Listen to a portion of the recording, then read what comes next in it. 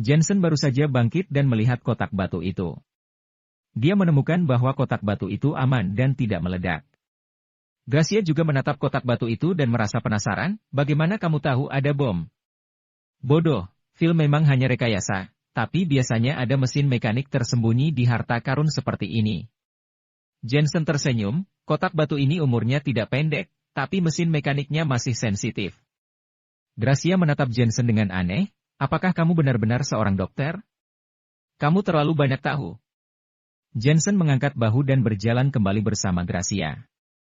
Dia mengetuk kotak batu itu dan menemukan bahwa masih ada lapisan dalam di dalamnya. Jensen meninju lapisan itu dan menemukan selembar perkamen yang tergeletak di dalamnya. Gracia buru-buru mengambilnya, dia merasa tidak berdaya dan berkata, lagi-lagi perkamen ditinggalkan oleh ibuku. Jensen melihat lebih dekat dan menggelengkan kepalanya. Ini berbeda, posisi perkamen ini berbeda, sepertinya kita harus terus mencari. Sekarang Jensen semakin penasaran dengan ibunya Gracia, sepertinya wanita ini tahu banyak hal tentang wasiat zaman kuno. Gracia ingin mengetahui harta karun yang terakhir, tapi dia merenung, sudah larut, kita cari besok saja, ayo pergi ke Gala Amal dulu. Keduanya kembali ke jalan di mana mereka datang lalu pergi ke Gala Amal. Gala Amal ini adalah pertemuan orang-orang kaya di Huaxia. Mereka yang tidak memiliki kekayaan bersih 5 miliar yuan atau yang bukan orang terkenal. Tidak dapat berpartisipasi, bahkan bos besar seperti Tuan Din dan Tuan Hilton tidak memenuhi syarat dan persyaratannya sangat ketat. Beberapa orang bahkan menghabiskan lebih dari 2 miliar untuk membeli villa dan bergabung dengan kelompok orang kaya, barulah mereka bisa mendapat undangan. Mereka tiba di tempat pesta, itu adalah hotel bintang 5 yang mewah. Hari ini hotel itu sudah dipesan dan setiap orang yang masuk dan keluar harus memiliki undangan platinum. Nona Gracia, Anda bisa masuk, tapi dia. Saat mereka tiba, seorang penjaga keamanan menghentikan Jensen. Dia teman saya. Gracia menukar satu set hadiah berwarna putih, bersikap cantik seperti bidadari. Nona Gracia, maafkan saya, hanya yang punya undangan saja yang bisa masuk. Petugas keamanan menjawab dengan sopan. Jensen melihat Gracia sedang dilema, dia tahu bahwa ini adalah pertama kalinya dia datang ke tempat seperti itu, jadi dia bertanya, bagaimana cara mendapatkan undangan? Tuan, undangan telah dibagikan bertahun-tahun yang lalu, jadi Anda tidak bisa mendapatkannya sekarang. Penjaga keamanan menjawab Jensen dengan sopan, kecuali jika tuan rumah berbicara. Akan tetapi tetap harus lolos kualifikasi pertama, aset harus mencapai 5 miliar yuan. Jensen langsung mengerutkan kening, asetnya hanya 4 miliar. Meskipun grup Dream Internasional menghasilkan uang, tapi itu masih dalam tahap awal. Selain itu, jika para tamu memiliki sesuatu untuk dilelang, itu juga tidak apa-apa, penjaga keamanan itu menambahkan. Apakah ini bisa? Gracia tiba-tiba membawa anggur Baimo yang dikirim oleh Jensen lalu menjelaskan, ini adalah anggur Baimo yang berharga dan tidak dapat ditemukan di mana-mana, hanya kalangan atas yang memilikinya, dan ini belum dibuka. Kalau itu adalah anggur Baimo, maka tidak apa, tapi kami harus mengidentifikasinya. Petugas keamanan dengan sopan berkata, anggur milik siapa ini? Gracia buru-buru menunjuk Jensen. Petugas keamanan segera mengundang Jensen untuk masuk, sementara Gracia lebih dulu masuk ke aula. Gracia tahu bahwa selama anggur itu asli, Jensen mungkin bisa masuk. Jensen mengikuti penjaga keamanan ke aula resepsi. Seorang lelaki tua datang dan menyapanya dengan sopan. Begitu mengetahui nama Jensen, dia terkejut. Ternyata Anda adalah Dr. Jenius Jensen dari aula Singlin. Seharusnya, sosok seperti Dr. Jensen bahkan tidak perlu undangan untuk masuk. Jawaban orang tua itu sangat mengejutkan Jensen. Pesta ini mengundang orang-orang terkenal, orang kaya hanya salah satunya. Jika mereka adalah orang-orang yang bergengsi, sekalipun hartanya tidak memenuhi persyaratan, seperti pengacara terkenal, ilmuwan, dokter, dan lainnya, orang tua itu menjelaskan, selain itu, Anda dapat melelang keterampilan medis Anda. Mata Jensen bersinar dan dia segera mengangguk, anggur Baimo secara tidak sengaja telah dilelang. Kemudian, seorang pelayan membawa Jensen ke aula. Lagu-lagu elegan dimainkan di aula, lantainya terbuat dari kristal. Puluhan juta lampu menerangi aula seperti istana naga laut. Hei, Jensen juga ada di sini. Setelah Jensen masuk, beberapa mata memandangnya pada saat yang bersamaan. Di antara orang-orang ini, salah satu dari mereka menatap Jensen dengan marah lalu berkata, "Sampah masyarakat ini adalah orang yang melakukan hal buruk padaku pada hari pertama tahun baru." Jensen mengikuti suara itu dan menemukan bahwa itu adalah Hector Bermot. Di sebelahnya ada Aidan Woodley. Melihat aula itu lagi, ada kenalan lain selain Gracia, yaitu Fadlan Weil. Pada saat itu, Fadlan menyapa Jensen dari kejauhan dengan sikap hormat. Jensen mengangguk padanya dan berjalan menuju Gracia. "Jensen, apakah kamu bisa masuk ke tempat ini? Aku ingat betul kekayaan bersihmu hanya 4 miliar. Hector tiba-tiba berkata dengan dingin, "Dan asal uangmu tidak bersih, kamu mendapatkannya dari keluarga Miller." Hector berbicara sangat keras, dia sengaja ingin membuat Jensen mempermalukan dirinya sendiri. Begitu keluarga Miller disebut, banyak orang melihat Jensen. Meskipun keluarga Miller tahu siapa yang membunuh lelaki tua itu, kasusnya belum ditutup. Alasan utamanya adalah karena keterlibatannya terlalu luas. Selain itu, semua pembunuhnya dibunuh oleh Jensen sehingga tidak ada bukti. Oleh karena itu, bagi dunia luar, semua orang masih belum tahu kasus tersebut sudah ditutup atau belum. Menantu laki-laki keluarga Miller, pecundang miskin di kota Asmenia telah mencapai kesuksesan besar dan berbaur dengan masyarakat kelas atas. Aidan juga mencibir, dia sangat kesal ketika melihat Jensen. Akhirnya terdengar bisik-bisik di aula itu. Kisah menantu keluarga Miller sudah tersebar di ibu kota. Tidak disangka Jensen tidak punya malu dan berani datang ke sini. "Haha, Hector, apa tidak ada barongsai hari ini?" Jensen acuh tak acuh, mengikuti seseorang bertubuh hijau, satu merah dan satu hijau, ternyata itu adalah sarang ular dan tikus. Barongsai. Hector langsung teringat hari pertama tahun baru ketika Jensen memperlakukannya sebagai barongsai. Aidan sangat marah, tubuh berwarna hijau? Maksudnya adalah dia. Ketika Jensen ingin menikahi Elena, ada banyak desas-desus di ibu kota. Alhasil, Jensen menekan desas-desus tersebut. Elena tidak mengerti dan akhirnya dia dicela karena berselingkuh. "Jensen, kamu cari mati ya?" Keduanya datang dengan marah, ingin terlihat baik pada Jensen. "Orang barbar dari mana ini? Ini adalah pesta masyarakat kelas atas, keluar saja jika kamu tidak paham etika." Jensen mencibir. "Tamu yang terhormat, tolong selamatkan muka Anda sendiri, jangan membuat masalah di sini, atau kami akan meminta Anda keluar."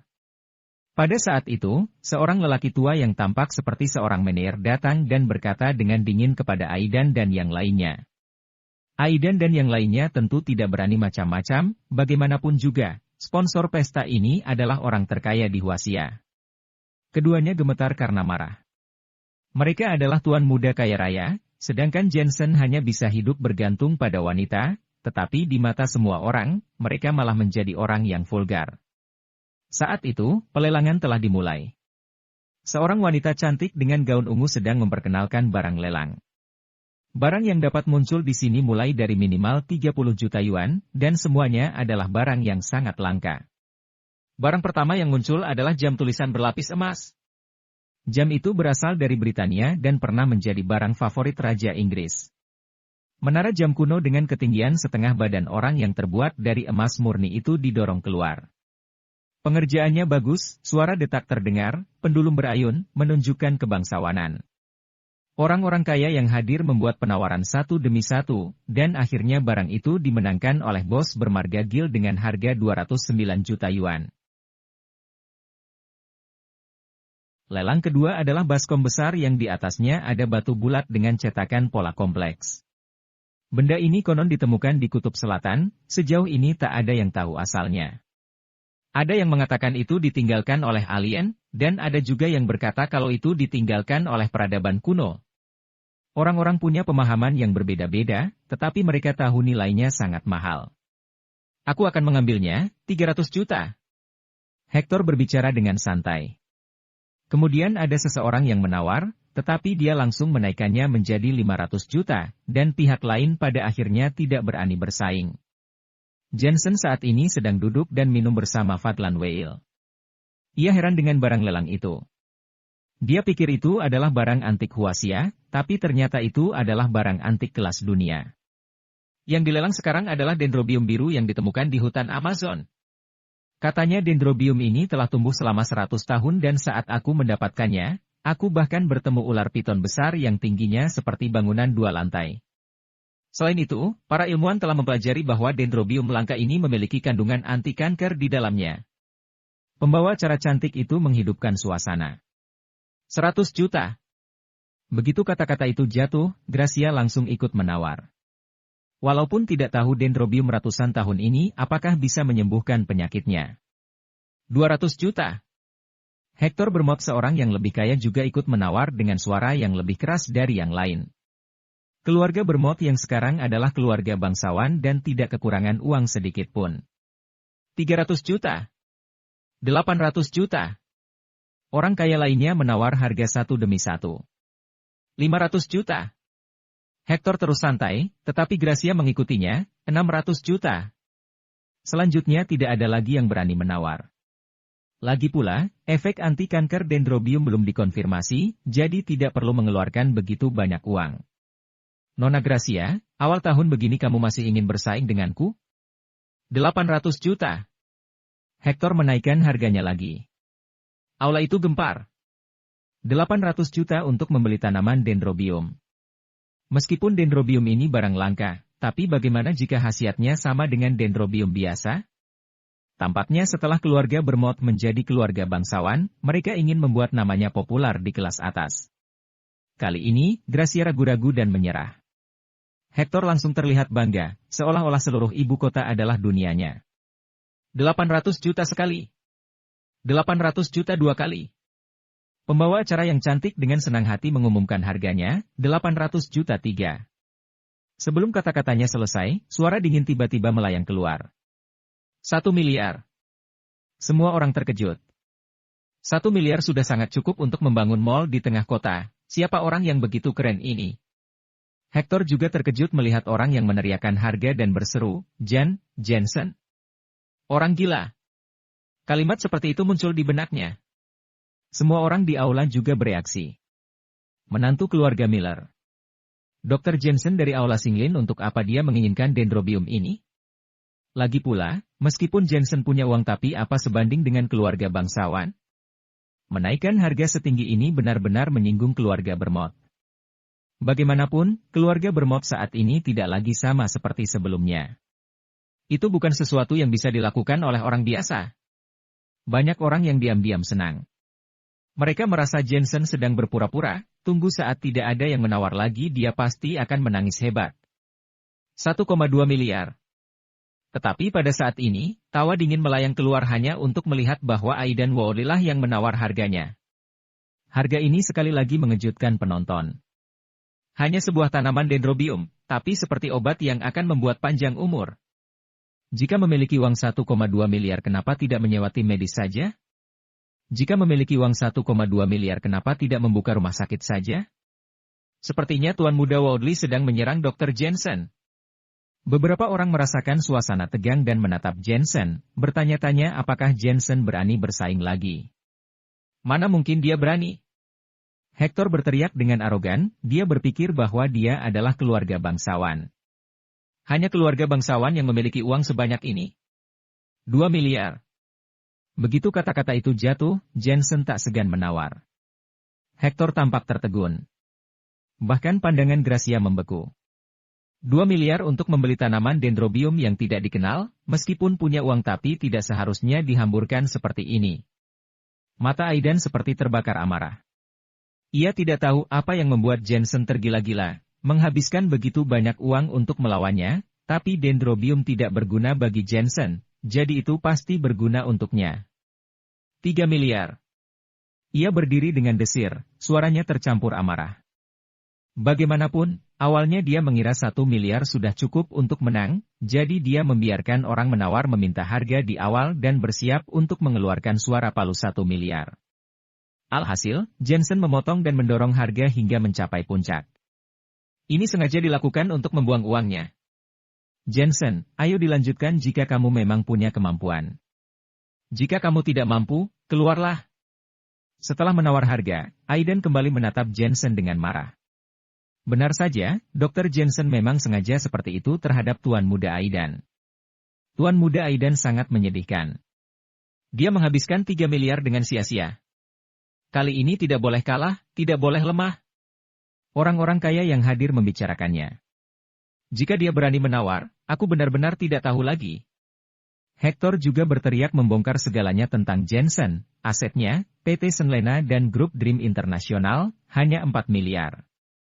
Jika dia berani menawar, aku yakin dia akan bangkrut. Jadi begitu. Banyak orang tiba-tiba menyadari jika Jensen tidak berani menawar harga lagi. Jensen, aku tahu kamu mempermainkanku, tapi aku memiliki banyak uang. Aku mampu untuk bermain. Aiden terus berteriak-teriak dan berteriak kepada pembawa acara yang cantik, ketuk palu untukku. 3 miliar sekali. Wanita cantik itu sangat bersemangat. Dia telah menjadi pembawa acara di banyak lelang, dan 3 miliar adalah harga tertinggi. 3 miliar 2 kali. 3 miliar 3.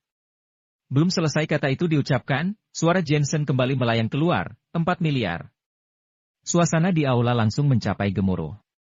Beberapa wanita bangsawan bahkan menutup mulut mereka dan mengeluarkan jeritan. Orang-orang mengarahkan pandangannya pada Jensen, benar-benar berani menawar. Aset Jensen hanya 4 miliar. Jika dia mengambil dendrobium ini, dia harus menyerahkan semua perusahaannya. Jensen, dari mana kamu mendapatkan uang? Hector tidak bisa menahan diri untuk tidak meraung, wajahnya penuh dengan ketidakpercayaan. Apa pedulimu padaku? Kamu kan kaya. Jensen tersenyum dingin. Melihat bahwa Hector bahkan mengetahui kekayaannya, dia tiba-tiba menegaskan bahwa 2 perusahaan yang disebutkan Kak Natasha sebagian besar ditujukan padanya. Diperkirakan keluarga Bermot dan Aidan Wody bekerja sama untuk menekannya. Namun, ia juga merasa aneh. Meskipun Aidan memiliki permusuhan dengannya, tapi akhir-akhir ini dia tidak pernah muncul. Kenapa dia tiba-tiba datang membuat masalah? Dan setelah si pembunuh terbunuh, mungkinkah Aidan juga terlibat dalam masalah itu? Jensen, bagaimana jika kamu tidak mengambilnya? Apa kamu bisa menanggung kekacauan ini? Aidan menjadi marah, masih berpikir bahwa Jensen sengaja menawar harga. Jensen menggelengkan kepalanya ringan, beginilah caraku, kalau ingin mengejar mantan istriku, tak akan berani buka mulut jika aku menghajarnya di depan umum. Jika kamu ingin melelang dendrobium, kamu tidak akan berani membuka mulutmu lagi jika aku menghajarmu dengan uang. Ikuti jika kamu memang memiliki kemampuan, jangan hanya banyak bicara saja. Mendengar ini, Aidan gemetar karena marah, gemetar seperti luka yang diberi garam. Di bawah tekanan, dia hampir berteriak 5 miliar. Tetapi meskipun dia adalah tuan muda dari keluarga bangsawan, 5 miliar sebenarnya bukanlah jumlah uang yang kecil. Kamu punya nyali ya? Aidan akhirnya menjadi pengecut, dengan menggertakkan gigi dia berkata, orang yang punya kemampuan tapi disakiti. Aku peringatkan kamu, dendrobium ini bukan sesuatu yang bisa didapatkan orang biasa. Cepat atau lambat, kamu harus mengembalikannya. Setelah mengatakan ini, dia merasa lebih baik. Dendrobium ini sangat menarik perhatian orang-orang organisasi pencari barang langka. Jensen, si idiot ini, seperti membeli bom waktu tanpa mengetahui apapun agar bisa bertarung dengan Aidan. Ketika saatnya tiba, para ahli organisasi pasti akan mengunjungi Jensen. Aku menyerah, dendrobium ini jadi milikmu. Sampai di sini, Aidan pun sedikit mencibir. Seluruh orang di aula ribut. Orang-orang satu persatu tidak berhenti memandang Jensen. Haha, Jensen, kamu tunggu bangkrut saja. Hector dengan bahagia berteriak kepada pembawa acara lelang, cepat minta dia bayar, kalau dia menyerahkan ekuitas perusahaan, paling tidak ini yang pertama terjual. Jensen tersenyum sambil bercanda, kamu gila, bagaimana kamu bisa membayar uangnya sebelum pelelangan selesai? Oke, saya bisa menunggu, bagaimanapun, juga uang 4 miliar ini harus keluar, kamu tidak punya uang yang lain lagi, kalau kurang, perusahaan yang kamu pegang keluar. Kan juga. Hector juga tidak sabar. Aidan sambil menonton lelang tersebut, berkata, Jensen, apakah kamu gila? Apakah kamu idiot? Kamu ingin mempermainkanku, tapi kamu tidak bisa mengambil kerugian yang lebih besar. Apakah dendrobium ini berguna untukmu? Itu hanya caramu untuk memanasiku saja. Jensen mengabaikannya, sambil melihat pembawa acara yang cantik itu, datanglah seorang pelayan sambil membawa dendrobium biru itu. Orang-orang kaya yang hadir semuanya tidak bisa menahan tawa. 4 miliar untuk membeli Dendrobium, benar-benar bodoh. Bukannya itu idiot. Bahkan Gracia pun tidak memahami apa yang dilakukan oleh Jensen ini. Dendrobium ini sebenarnya tidak berguna juga bagiku, ujar Jensen terhadap Dendrobium yang dia mainkan di tangannya itu. Tidak berguna dan kamu masih membelinya. Orang-orang bahkan lebih terkejut. Tapi Jensen membalas, tetapi aku tahu bahwa ini sangat penting bagi sebagian orang. Demi Dendrobium ini orang akan membelinya dengan harga yang mahal, bahkan bisa sampai membunuh orang dan merampoknya. Aidan sambil menatapnya dan merasa Jensen mengetahui sesuatu. Faktanya Dendrobium ini memiliki basis Dendrobium khusus, yang menjadi fokus organisasi. Dikatakan dapat mengurangi efek samping agen gen hingga 20%. Hari ini Aidan pun datang demi Dendrobium itu. Dia dengan dingin berkata, Jensen, ada beberapa hal yang harus kamu tahu, aku nasihati kamu, supaya baik-baik memberikan Dendrobium itu kepadaku. Sedangkan untuk uang 4 miliar itu, maaf, saya tidak memberikan sepeser pun, saya hanya dapat mengatakan bahwa kamu gila dengan uang yang banyak.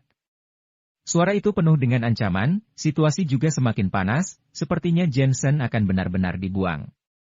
Jensen sambil mengerutkan kening berkata, sepertinya Dendrobium ini tidak bisa diletakkan di sekitar sini. Ini yang namanya alami. Aidan mengangguk. Karena sudah seperti ini, maka aku akan menghancurkannya, sehingga tidak ada orang yang mencariku untuk ganti rugi.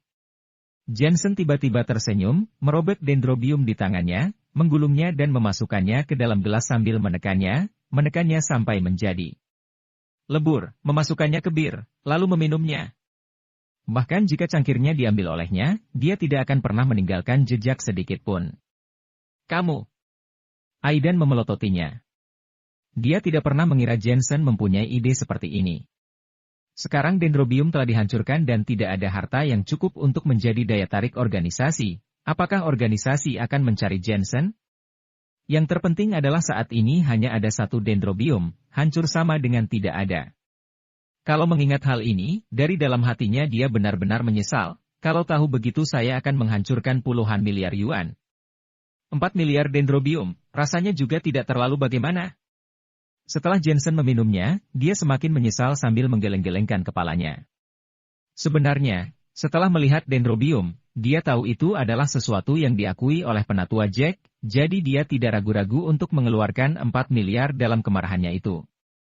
Kalau orang lain mendapatkan Dendrobium ini, ramuan gen akan diproduksi dalam skala besar dan tidak tahu berapa banyak orang yang akan menderita. Dan ketika melihat Jensen membuat Dendrobium itu menjadi anggur untuk diminum, orang-orang kembali terkejut, benar-benar merasa hal yang konyol. 4 miliar hanya dijadikan anggur. Haha, Tuan Aidan, kamu lihat anak idiot ini, dia minum 4 miliar dalam sekejap, bukankah dia gila? Hector lebih bahagia dari siapapun, dengan semangat dia pun menggandeng Aidan. Aidan menjadi marah, memutar tangannya sambil menamparnya, aku yang menyesalinya. Hector langsung menutup matanya, yang kehilangan uang adalah Jensen. Kenapa Aidan lebih emosi daripada Jensen? Aidan dengan marahnya menatap Jensen dan berkata, Jensen, kamu menghancurkan sesuatu hal yang baik lagi, masalah kita belum selesai. Dengan suara yang dingin, Jensen membalas, sepertinya Tuan Aidan belum mengerti. Dengan siapa dia berbicara, bermain? Kamu bisa bermain denganku. Aidan ingin berbicara, namun akhirnya hanya diam. Dia tidak bisa mengalahkan Jensen lagi, dan organisasi tidak menyentuh Jensen lagi. Dia hanya bisa mengandalkan Tisa dan Luciano untuk membantunya. Melawan Jensen sendirian, dia masih belum memenuhi syarat.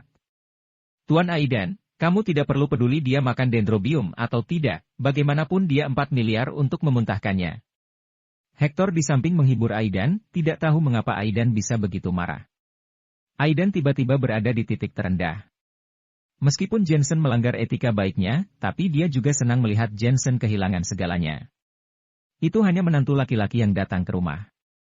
Bahkan jika dia menipu uang dari keluarga Miller, tulangnya masih akan tetap berdarah, kata seorang wanita berpakaian bling-bling sambil memegang lengan Hector, seolah-olah dia adalah pacarnya. Setelah mereka memperingatkan, banyak orang tidak bisa menahan diri untuk menonton pertunjukan tersebut.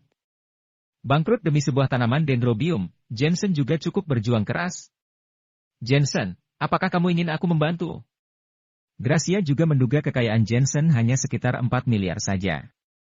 Aku tidak akan bangkrut, karena ada seseorang akan mengirimiku uang. Jensen tersenyum sambil menggelengkan kepalanya, dia telah meminjam uang Gracia 2 miliar, apakah tidak malu kalau mau meminjam uang orang lain lagi? Sungguh berpura-pura. Aidan mana mungkin akan percaya.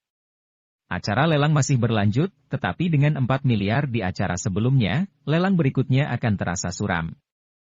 Orang-orang yang ada menatap Jensen, mereka berharap ketika acara lelang selesai, Jensen mengeluarkan orang-orang bawahannya di perusahaannya. Khususnya adalah grup Dream International, banyak orang tahu bahwa ini adalah industri yang sedang berkembang, dan nantinya mereka sangat diperlukan untuk membeli saham. Tidak lama kemudian, Angelica berusia 100 tahun muncul dan dilelang oleh Gracia dengan harga 200 juta. Suara pembawa acara cantik itu terdengar lagi, berikutnya yang akan dilelang adalah anggur 100 esensi Baimo. Saya rasa orang-orang di lingkungan itu tahu betapa berharganya anggur ini. Anggur Baimo, apakah ini sungguhan atau palsu? Kerumunan orang-orang di sana sedikit heboh. Anggur esensi 100 sudah beredar di kalangan mereka cukup awal. Tidak hanya dapat menyembuhkan penyakit, terlebih tidak membahayakan tubuh, anggur seperti ini cocok sebagai hadiah, hal apapun bisa dikerjakan. Apa itu anggur esensi 100? Beberapa orang kaya yang mendengarkan anggur untuk pertama kalinya mengubah wajah mereka sedikit, tetapi mereka tidak berani bertanya dengan keras, takut mereka tidak akan memahaminya, dan kemudian dianggap sebagai orang yang tidak ada dalam lingkaran. Tuan Aidan adalah anggur 100 esensi. Hector pernah mendengar tentang jenis anggur ini. Katanya bahwa sekalipun ada uang tetapi sulit untuk dibeli. Bahkan dari mana asalnya adalah sebuah misteri. Yang disebut kelangkaan adalah hal yang paling mahal. Semakin berharga, harganya semakin tinggi. Jangan khawatir, anggur ini telah autentikasi dan 100% asli. Pembawa acara yang cantik tertawa, anggur ini hanya kader senior di lingkaran atas yang memilikinya, tetapi mereka memegang posisi tinggi dan umumnya tidak dibawa keluar untuk dijual. Kami bekerja sangat keras untuk mendapatkan satu botol anggur ini, jika melewatkannya, sudah tidak ada. 100 juta. Seorang presidir senior industri mobil berteriak dengan tatapan yang tajam. Dia mendengar bahwa anggur ini sangat baik untuk rematik dan cocok untuk ayahnya. 200 juta. Ada banyak orang kaya yang hadir, yang melihat apa yang mereka sukai dan melakukan lelang. Faktanya, bagi orang kaya, apa yang mereka sukai adalah nilai tambah dari anggur ini. Misalnya, jika mereka mengundang orang-orang di lingkarannya untuk minum anggur esensi 100 itu, orang lain yang mendengarnya pasti akan memberikan nama baik untuknya. 500 juta. Kemudian Aidan berdiri, dengan acuh tak acuh memandang seluruh orang. Dia mendengar bahwa anggur Baimo dapat digunakan untuk menyuntikkan ramuan gen untuk mengatasi orang dalam kesulitan hidup dan mati, dan meningkatkan tingkat kelangsungan hidup sebesar 10%. Dia pasti akan mendapatkan anggur ini.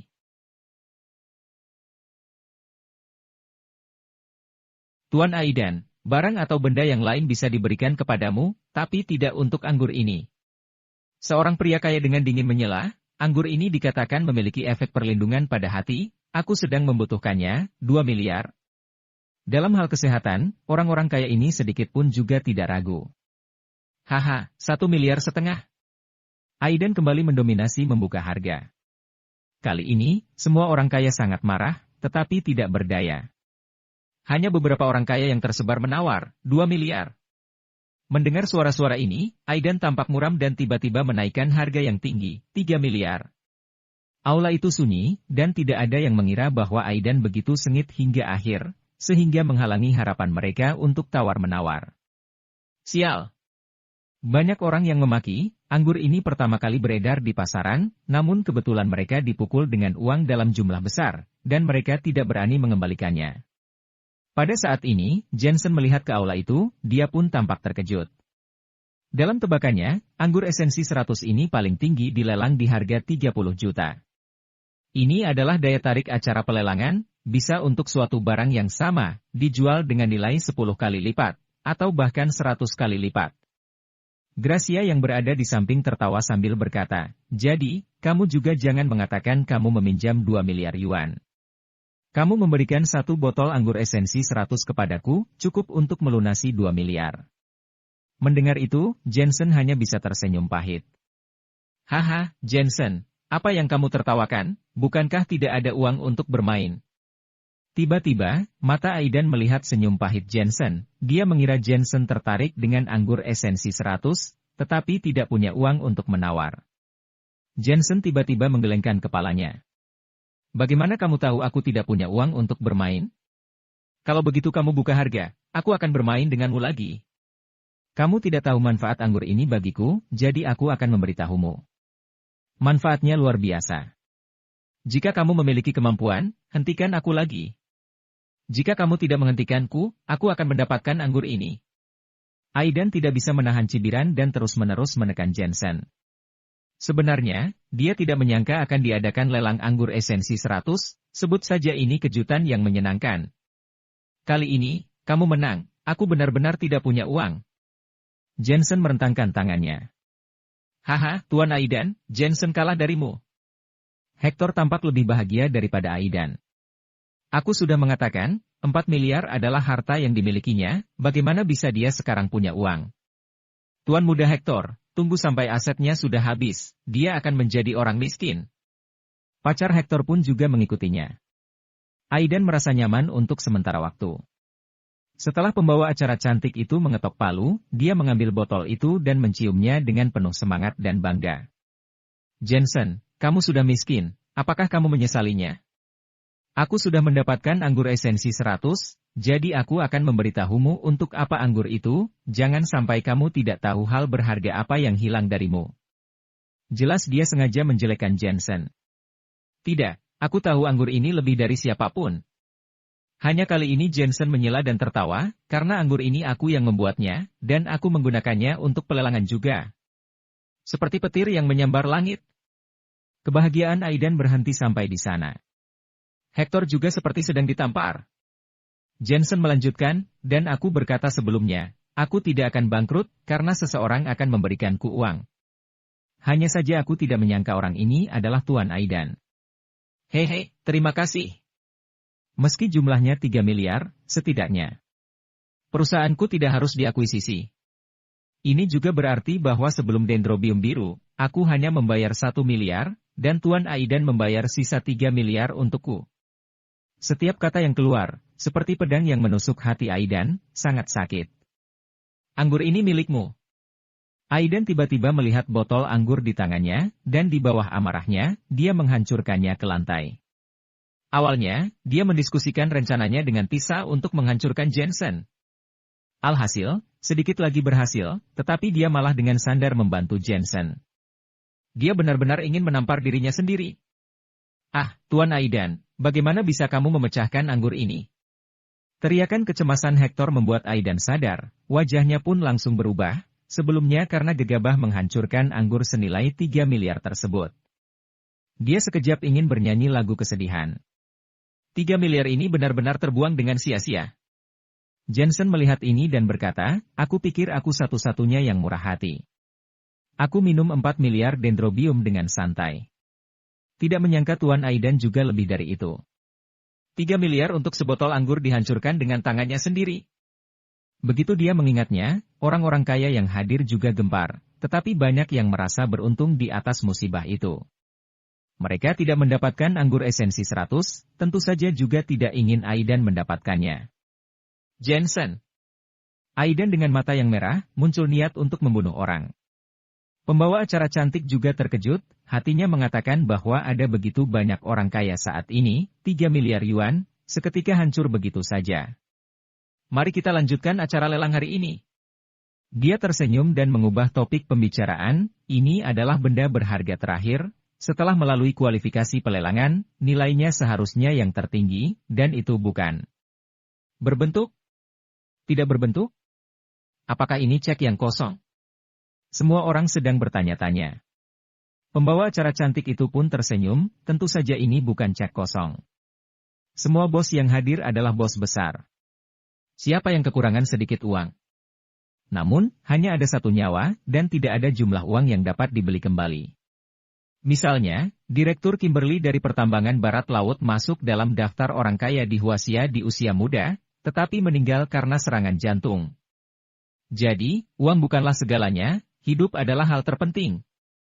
Setelah apa yang dia katakan, semua orang merasakan sesuatu. Melihat suasananya hampir semarak, pembawa acara yang cantik itu menambahkan, jadi pelelangan ini adalah keterampilan medis dari dokter pengobatan tradisional.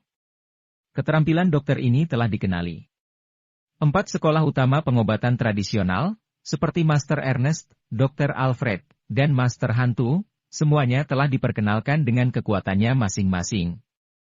Pengobatan tradisional bisa disebut permajaan yang luar biasa, hidup tabib Huatuo. Dan keterampilan medisnya dimulai dari 30 juta. Dokter ini juga ada di tempat pelelangan. Dia adalah pembuat anggur esensi 100 dan ahli kedokteran, Dr. Jensen. Kalimat terakhir diucapkan, penonton pun terdiam. Mata orang-orang tertuju pada Jensen, dan kemudian banyak orang tertawa. Meskipun Aula Singlin sekarang sangat terkenal, tetapi ketika berbicara mengenai dokter pengobatan tradisional, ini terlalu berlebihan. Tangan medis ajaib, aku lihat itu hanya keterampilan medis 1000 yuan saja. Ada 30 juta yuan, aku pergi ke luar negeri untuk menemui dokter. Siapa yang sangat bodoh? Aidan dan Hector tertawa satu persatu. Bos-bos kaya juga menggelengkan kepalanya dan merasa sedikit tidak berharga. Suasana adegan itu agak dingin dan tidak ceria, yang sama sekali berbeda dari lelang yang berapi-api sebelumnya. Melihat ini, Aidan mau tidak mau menjawab, Jensen, kamu terlalu memikirkan dirimu sendiri. Dengan keterampilan medis dukun kamu, kecuali orang bodoh, kalau tidak begitu siapa yang berani melelang? 100 juta. Kata-kata jatuh begitu saja, bersamaan dengan suara gembira yang keluar. Orang-orang menghirup udara AC, sungguh bodoh. Aidan terasa seperti tamparan, yang sangat bodoh, 100 juta yuan lelang keterampilan medis. Dia mencari suara itu dan menemukan bahwa itu adalah Fadlan Whale, orang terkaya ketiga di Huasia. 500 juta yuan. Tapi kejutannya belum berakhir, hanya untuk melihat Gracia juga berbicara, berteriak dan menatap Jensen. Dia secara alami tahu keterampilan medis Jensen. Tanpa diduga, Jensen bahkan melelangnya.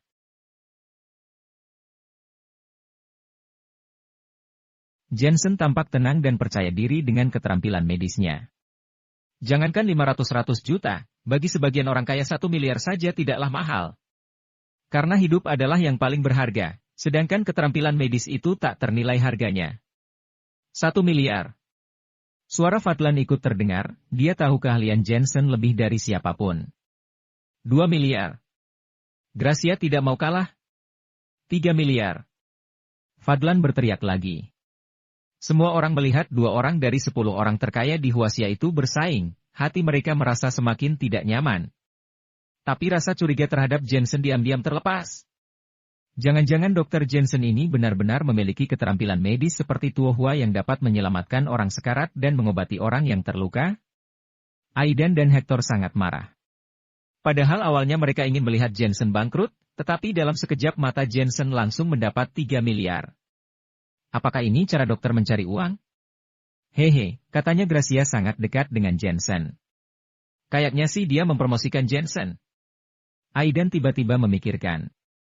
Sesuatu, uang ini mungkin akan Jensen kembalikan lagi ke Gracia setelah dia berhasil melelangnya. Trik yang bagus. Semua orang tiba-tiba menyadari bahwa itu memang mungkin. Orang-orang memandang Jensen dengan sinis. Sebagai seorang dokter, bukannya fokus meneliti keterampilan medisnya, malah hanya tahu mempromosikan diri. Aidan melihat orang-orang mulai ragu, dia pun menunjukkan pandangan yang tampak sudah mengetahui semuanya dan berkata, rasakan sendiri, kamu menyebutkan 4 miliar saja tidak berguna, sudah ada orang dalam. 4 miliar. Namun, saat ini masih ada orang yang meneriakkan harga. Aidan marah dalam hati, sialan, tidak mengerti kata orangkah? Dia dengan dingin berkata, Gracia, apakah kamu masih ingin akting? Hanya saja saat dia berbicara, suaranya menjadi agak kecil, ekspresinya dari terkejut berubah menjadi tercengang dan akhirnya menjadi geram. Seterusnya terlihatlah seorang pemuda berjas putih perlahan berjalan keluar, temperamen seperti presdir mendominasi dirinya dan yang paling utama adalah identitasnya mengerikan itu. Charlie Lancaster, putra orang terkaya di Huasia. Apakah ini datang juga untuk menemani akting? Tuan Charlie, apa yang kamu lakukan? Ada beberapa orang kaya tidak tahan untuk bertanya. Aula Singlin ibu kota sangat terampil dalam medis. Aku rasa sangat pantas dengan harga ini. Charlie memandang Jensen dengan senyuman datar dan berkata, lagi pula aku sudah mendengar banyak tentang kepahlawanan Dr. Jensen, betapa banyak penyakit yang telah berhasil diobati olehnya. Dengan adanya keterampilan medisnya, aku juga bisa tambah 1 nyawa lagi. Cuma ini 4 miliar yuan. Lebih banyak lagi orang kaya yang berseru, 4 miliar yuan sudah bisa memesan di VIV rumah sakit luar negeri, itu hanya seorang dokter tradisional saja, tidakkah? Sebagai orang Huasia, mengapa kamu tidak percaya pada dokter pengobatan tradisional? Charlie dengan dingin menyela, aku bertaruh 4 miliar yuan di Aula Singlin, taruhannya tidak hanya nyawaku saja, tetapi juga dokter pengobatan tradisional. Lagi pula menurutku keterampilan medis tidak ternilai harganya. Apakah ada yang menawar lagi? Kalau tidak, keterampilan medis Dr. Jensen dari Aula Singlin adalah milikku, Charlie Lancaster. Kata-katanya tampak elegan, tetapi juga memiliki ambisi orang terkaya di Huasia. Sepertinya Aula Singlin ini benar-benar ada kemampuan, bahkan Tuan Charlie pun rela mengeluarkan banyak uang. Sayangnya, sebelumnya di saat harga masih tidak tinggi, aku tidak menawar. Mungkin aku akan bisa mendapatkan keterampilan medis dari Aula Singlin. Orang kaya di aula mulai membicarakannya. Aidan dan Hector sama-sama ingin marah kata kasar. Trik Charlie ini secara tidak sadar membangunkan ketenaran Jensen lagi. Julukan tangan medis ajaib memang pantas didapatkannya. Namun, Jensen malah melihat Charlie. Dia memiliki perasaan yang baik terhadap orang ini. Tidak ada alasan lain, hanya karena dia telah mengatakan bahwa keterampilan medis itu tak ternilai harganya. Sayangnya, orang ini agak cemburu padanya, kalau tidak dia mungkin akan menjadi teman baiknya. Baik, lelang hari ini sudah berakhir. Pada saat ini, pembawa acara yang cantik menyela kerumunan dan aula mulai memutarkan musik yang indah. Aidan dan Hector pergi dengan marah, dendrobium biru tidak didapatkannya, belum lagi sudah menyia-nyiakan 3 miliar yuan. Acara lelang memberi Jensen sebuah kartu bank, tidak termasuk 4 miliar yuan yang digunakan dalam lelang, Jensen mendapat masukan 3 miliar yuan. Dr. Jensen, apakah kamu punya waktu untuk bicara? Charlie dengan senyum datang ke arahnya, dia juga menyapa Gracia. Tentu saja. Jensen tersenyum dan mengangguk, mengikuti Charlie datang ke tempat lain yang lebih tenang untuk duduk. Apakah Tuan Charlie ada penyakit yang harus aku periksa? Sementara tidak ada, keterampilan medis kali ini simpan dulu. Tuan Charlie memanglah pebisnis yang paling cerdik. Investasi kali ini, pastinya Anda untuk digunakan saat saya sudah menjadi lebih terkenal. Charlie mendengar kata-kata Jensen dan tidak bisa menahan tawa, Dr. Jensen benar-benar orang yang menarik, tapi tidak perlu menunggu Dr. Jensen menjadi lebih terkenal. Sekarang aku sudah percaya bahwa keterampilan medis Dr. Jensen luar biasa dan keahliannya bagus. Sambil berkata dia mengambil gelas dan menyentuh gelas Jensen dengan sangat sopan. Jensen meminum arak dan kesannya terhadap Charlie berubah lagi dan lagi. Pertama kali bertemu, Charlie tampak acuh tak acuh dengannya dan ini menunjukkan bahwa dia itu sombong dan di matanya tidak ada siapapun. Akan tetapi, setelah mengetahui nama Jensen, dia segera melepaskan kesombongannya dan memperlakukannya dengan sopan, menunjukkan bahwa dia ini tahu bagaimana maju dan mundur. Keangkuhannya sebenarnya hanya ditujukan pada orang yang tidak berkemampuan saja, sedangkan terhadap orang yang berkemampuan dia berperilaku sangat beda. Jensen tahu bahwa asal-usul Charlie adalah dari 4 sekte besar. Jangan-jangan Charlie tahu bahwa Jensen telah membunuh 15 pembunuh, jadi dia ingin berteman dengan Jensen? Tuan Charlie, aku hanya seorang dokter kecil, mana ada keahlian, ungkap Jensen dengan berpura-pura rendah hati. Hehe, tentu keahlian Dr. Jensen sangat besar. Datang ke ibu kota setengah tahun, dari seorang dokter kecil di kota Asmenia menjadi orang ternama di ibu kota selangkah demi selangkah. Orang biasa tidak bisa melakukannya. Tuan Charlie sebagai putra orang terkaya di Huasia bisa dengan mudah mengetahui semua berita ini. Bahkan Aidan, tuan muda dari keluarga elit ibu kota saja dikalahkan oleh kamu. Tuan Charlie memujiku begitu tinggi, sepertinya ada niat lain. Jensen tidak tergerak, jangan-jangan Tuan Charlie datang demi Gracia. Hehe, aku menyukai Gracia dan aku juga sedang mengejarnya, tapi ini aku bersaing adil dengan Dr. Jensen. Dalam hal cinta, aku tidak suka bermain-main. Tuan Charlie tidak bertele-tele, dan jika suatu hari, Gracia memilihmu, ini hanya bisa menunjukkan bahwa kamu lebih baik dariku. Jensen terkejut, aku tidak tahu Tuan Charlie memperlakukanku sebagai musuh atau teman. Kalau di sisi umum kamu adalah teman, sisi pribadi kamu tentu adalah musuh cintaku, ha, ha, ha. Tuan Charlie tertawa, sikapnya sangat tenang dan cerah. Jensen tidak bisa menahan senyum, dia merasa Charlie ini tampaknya bisa dijadikan teman. Tuan Charlie, Dr. Jensen, apa yang kalian bicarakan? Bolehkah aku duduk? Pada saat ini, seorang pemuda yang memegang gelas dan mengenakan setelan jas berwarna coklat datang, penampilan yang menarik perhatian itu adalah Luciano. Sebelumnya di acara lelang, dia tidak datang. Sekarang dia datang ketemu dengan mereka, langsung berjalan ke arahnya. Dan dia juga mendengar bahwa Charlie membeli keterampilan medis Jensen dengan 4 miliar yuan. Untuk ini, dia juga hanya bisa iri. Bagaimanapun, dia juga pemimpin muda dokter pengobatan tradisional, tapi Charlie tidak pernah memperlakukannya seperti ini. Tentu saja boleh. Charlie sudah kelihatan bahwa dia mengenal Luciano, dia dengan sopan mengajaknya untuk duduk. Setelah Luciano menyapa, dia memandang Jensen dan berkata, apa yang kalian bicarakan sebelumnya? Sepertinya kalian sangat mengenal satu sama lain. Hanya membicarakan Tuan Charlie menganggapku sebagai musuh atau teman. Jensen tidak menyembunyikan apapun. Luciano tiba-tiba semakin penasaran. Kalau begitu bagaimana Tuan Charlie menjawabnya?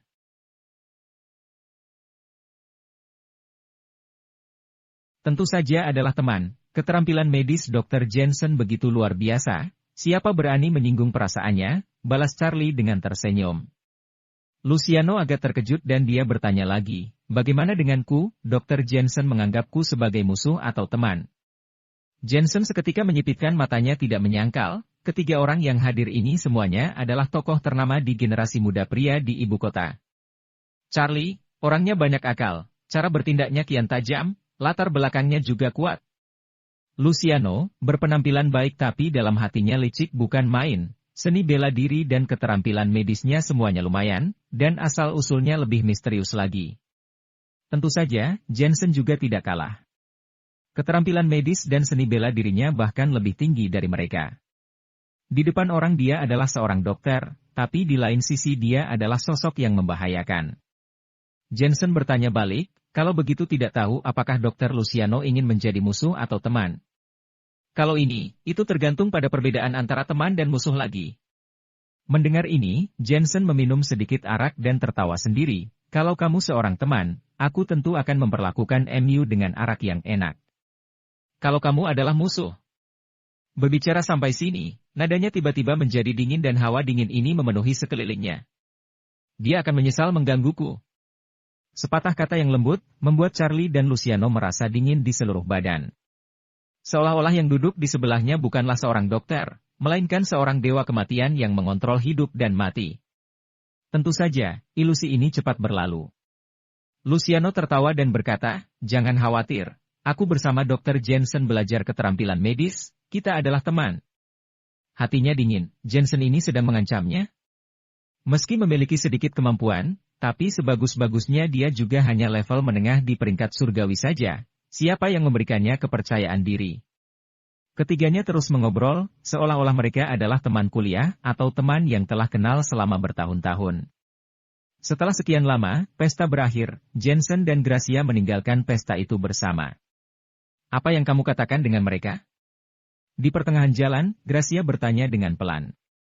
Tidak ada apa-apa, hanya mengobrol tentang situasi di ibu kota saja, kata Jensen dengan santai. Ketika kalian bertiga duduk di sana, banyak orang kaya di aula yang melihat kalian, seolah-olah kalianlah yang mewakili masa depan ibu kota. Gracia tiba-tiba berbalik dan berkata, aku rasa masa depan ibu kota mungkin akan ada di antara kalian bertiga sekarang. Jensen tersenyum dan menggelengkan kepalanya. Bagaimana kamu bisa memiliki ilusi ini? Aku hanya ingin menjadi dokter, mana mungkin aku menginginkan dunia. Itu sih belum tentu, orang-orang di dunia Jianghu belum tentu bisa menahan diri. Kata-kata Gracia memiliki arti yang dalam. Jensen terdiam. Hector tiba-tiba berlawanan dengannya hingga dia juga mencium sedikit rasa bahaya. Kalau ditebak sepertinya sudah ada orang yang mulai menyerangnya. Adapun alasannya, dia menduga itu dimulai karena masalah keluarga Miller. Untuk ini, Jensen tidak berdaya, masalah Elena semuanya hal yang merepotkan. Akan tetapi, meski sudah bercerai, sebagai mantan suaminya dia juga memiliki tanggung jawab untuk menanggung semua masalah tersebut. Omong-omong, Angelika yang berhasil kamu lelang itu, harus disimpan dalam batu giok selama beberapa bulan untuk mengurangi kibuminya. Jensen tiba-tiba memikirkan sesuatu. Batu giok? Gracia mengerutkan kening. Begini saja, bukankah kita akan berburu harta karun besok? Ayo kita sekalian pergi dan beli giok juga. Jensen menjanjikan Gracia dua hal. Hal pertama ini dia ingin melakukannya dengan baik.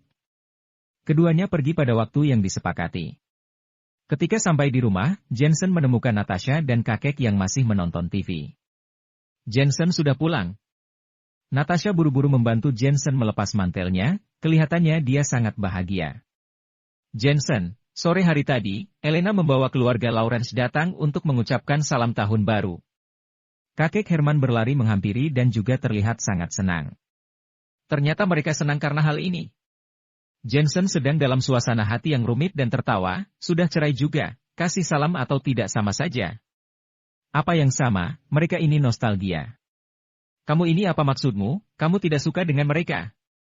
Kakek Herman langsung memarahi. Kakek, kami sudah cerai, mana ada kata suka atau tidak suka lagi? Jensen tiba-tiba kesal. Natasha buru-buru menasihati, bagaimana kalau kita pergi berkunjung ke rumah keluarga Miller untuk menyampaikan salam tahun baru juga, meski sudah bercerai bagaimanapun juga masih berteman. Aku sudah pergi pada hari pertama tahun baru, kalau mau pergi kalian yang pergi saja.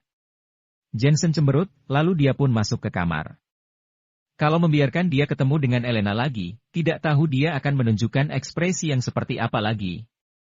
Ketika melakukan penghormatan terhadap kakek di saat itu, dia menampar Elena 3 kali, tetap masih ada duri di dalam hatinya. Ini bukan berarti bahwa dia mempermasalahkannya, sebenarnya dia juga pernah memikirkan untuk balikan dengan dia. Tapi dia selalu merasa ini sangat tidak bisa diandalkan dan tidak punya kesempatan. Pagi-pagi di keesokan harinya, di bawah rumah Jensen, sebuah mobil mewah berhenti di sana dari awal dan kemudian baru pergi setelah Jensen naik. Di kejauhan, Elena berdiri di tepi hamparan bunga yang jauh sambil membawa tas-tas yang berisi barang. Kemarin dia tidak ketemu Jensen, hari ini dia pikir ingin mencoba lagi siapa tahu ketemu, tapi dia tidak tahu harus mencari alasan apa lagi. Akibatnya, dia melihat Jensen mengikuti Gracia pergi. Bajingan ini, baru saja bercerai sekarang sudah mencari si Gracia. Masih bilang mereka berdua adalah teman, tidak ada hubungan satu sama lain. Sayangnya, sudah cerai, aku sepertinya tidak punya hak untuk membicarakannya. Akan tetapi, bagaimana aku bisa ketemu dengannya? Bagaimana kalau dia berbangga di depanku? Elena berdiri di sana sambil berpikir yang tidak-tidak. Saat ini, Natasha kebetulan juga turun untuk membuang sampah. Setelah melihat Elena melamun, dia sangat kaget. Elena, apa yang kamu lakukan di sini? Dia berlari menghampirinya dengan gembira. Selamat tahun baru, kakak Natasha. Elena menyapanya dengan malu dan memaksakan diri untuk senyum, kebetulan aku harus pergi kerja, jadi aku lewat sini. Kamu tidak pergi bekerja di Jalan de Borge. Lagi pula ini sedang tahun baru juga, kamu masih harus pergi bekerja. Elena tidak pandai berbohong, dia berkata dengan canggung, omong-omong, aku salah ingat, aku sebenarnya mau datang ke mall untuk membeli barang. Bodoh, lingkungan ini adalah daerah pemukiman, bagaimana bisa ada pusat perbelanjaan besar? Natasha menunjuk dahi Elena dan tersenyum, kamu ingin mencari Jensen kali, jangan khawatir, hal ini aku pasti akan membantumu. Kakak Natasha. Mendengar ini, hati Elena terasa masam, dia memeluk Natasha seperti gadis yang terluka, kakak Natasha, aku tahu aku salah, aku seharusnya tidak salah paham dengan dia berkali-kali, aku benar-benar sudah tahu aku salah. Dia menangis. Natasha merasa sedikit sakit hati, Elena dari luar tampak kuat tetapi di dalamnya sangat lembut, orangnya juga tidak sabar, dan tidak bisa berkomunikasi, hal inilah yang menyebabkan banyak kesalahpahaman. Dia melihat Elena sudah mengakui kesalahannya dan berpikir Jensen masih merindukan Elena juga, dia pun segera ingin membantu keduanya kembali bersama. Saat ini, sebuah mobil mewah sedang menuju ke pasar giok terbesar di ibu kota. Jensen, coba kamu tebak siapa yang barusan aku ketemu tadi? Di dalam mobil, Gracia melihat-lihat formulir laporan perusahaan dan berkata sendiri, aku ketemu Elena, padahal aku mau menyapanya, tapi aku takut dia salah paham, jadi aku tidak jalan keluar. Elena. Hati Jensen seketika berdebar kencang, tak diduga dia sedikit semangat. Kemudian dia diam-diam kecewa karena dia benar-benar orang yang murahan. Baru saja waktu itu dia menampar Elena 3 kali. Betapa sombongnya dia saat menandatangani surat cerai, mengapa sekarang hatinya merasa kasihan. Kalian berencana untuk menikah lagi, tambah Gracia. Orang yang punya tekad tidak akan menyesal. Jensen menjawab dengan dingin. Gracia menyimpan map itu, dia memandang Jensen dan tertawa, tahukah apa kekurangan terbesarmu? Kamu itu orangnya berperasaan dan tidak egois. Tidak peduli kamu sudah merasa rugi seberapa besar, kamu tidak ingin wanitamu yang merasakannya. Mana ada, betapa nyamannya aku sekarang sendirian. Tiap bertemu dengan wanita cantik. Kalau menikah tidak ada kebebasan seperti ini. Jensen pura-pura tenang. Kamu berkata dengan begitu entengnya, tapi matamu telah mengkhianatimu. Gracia menggelengkan kepalanya. Tatapannya? Jensen tersenyum pahit dan menjelaskan, bagaimanapun sudah menikah 2 tahun, ketika mendengar namanya pasti akan merasakan sedikit ketidakstabilan suasana hati, tapi kalau kamu bilang menikah kembali itu tidak mungkin. Pernikahan bukanlah permainan anak-anak. Tidak boleh bercerai seenak saja dan juga tidak bisa bilang mau balikan lalu langsung balikan begitu saja. Ini namanya tidak menghormati pernikahan. Faktanya, Elena sudah berinisiatif untuk mencarinya, Jensen juga sangat terkejut. Dia tahu Elena itu adalah wanita yang tidak akan mau mengaku walau dia salah. Kali ini dia berinisiatif untuk mencarinya, kemungkinan dia benar-benar tahu bahwa dia salah. Namun, Jensen juga memiliki sikap keras kepala dalam pernikahan. Dia bisa tidak peduli dengan pendapat keluarga Miller tentang dia, tapi dia peduli terhadap pendapat Elena tentang dia, terutama di saat saling bermusuhan itu paling menyakitkan. Gracia mengangguk. Aku setuju dengan pandanganmu, kalau menikah itu walaupun mau bertengkar seperti apa, kata cerai itu tidak boleh diucapkan. Kalau tidak, akan ada celah dalam perasaan satu sama lain. Jensen terkejut, kamu waktu itu baru bilang kamu belum pernah pacaran, tapi mengapa aku melihatmu tampak sangat berpengalaman? Itu ada di TV. Gracia berkata dengan nada datar, aku ini orangnya biasa tidak punya hobi. Satu-satunya hal yang aku suka adalah menonton drama TV. Jensen tidak bisa berkata-kata. Wanita 10 besar di bidang bisnis ibu kota ternyata juga suka menonton TV, merakyat sekali orangnya. Apakah kamu tidak memiliki kesan lain tentang ibumu? Jensen bertanya lagi, dia selalu merasa bahwa ibunya Gracia asal-usulnya sangat tidak biasa. Sayangnya, Gracia belum pernah melihat ibunya sejak kecil, hanya pernah mendengarnya saja. Pasar barang antik di kuil Dewa Kota, di sini juga merupakan tempat berkumpul barang antik terbesar kedua di ibu kota. Memang di sini yang lebih ramai, terasa sekali suasana tahun baru. Beberapa sosok berjalan di sepanjang jalan yang ramai dan itu adalah Leimin dan lainnya. Hari ini mereka datang untuk mencari keuntungan, terutama untuk mencari hadiah yang akan diberikan oleh Leimin. Kalau dulu, ornamen semacam ini sangatlah banyak di keluarga Miller, tetapi sekarang sudah terjual habis, sehingga mereka datang ke kuil Dewa Kota untuk mencarinya. Paman kedua, aku dengar ornamen di sini banyak yang barang palsu, aku rasa lebih baik tidak usah membeli jualan di pinggir jalan. Ricky mengenakan setelan jas dengan tegak, dia mengungkapkan pandangannya dengan pengetahuan yang tampak luar biasa. Kakak Ricky, kamu selain tahu bermain dan berfoya-foya, kamu mana tahu tentang ornamen? Mending kamu tidak usah asal omong, dengarkan paman saja, dia punya pengalaman. Kata Naomi di samping dengan cemberut. Mereka sambil jalan sambil berkata, hingga masuk ke toko antik Soaka. Toko ini adalah toko terbesar di kuil Dewa Kota dan memiliki reputasi terbaik. Ketika Leimin dan yang lainnya masuk, barang antik di sekitar mereka membuat mata mereka bersinar. Ornamen kenari, kaligrafi dan lukisan antik, serta batu giok asli, semuanya ada di sini. Seorang pelayan datang menyambutnya mereka dan membual bahwa barang antik di sini 100% asli. Perkataan seperti ini cukup dengarkan saja, 100% itu pasti tidak mungkin. Namun, dalam bidang barang antik, Ada 3 poin penglihatan, 3 poin pengalaman, dan 3 poin keberuntungan. Setelah keliling-keliling, pandangan Leimin tertuju di lukisan wanita cantik yang merupakan seorang pejabat musik. Dengan penglihatannya, dia menduga bahwa kaligrafi dan lukisan itu kemungkinan besar adalah yang asli.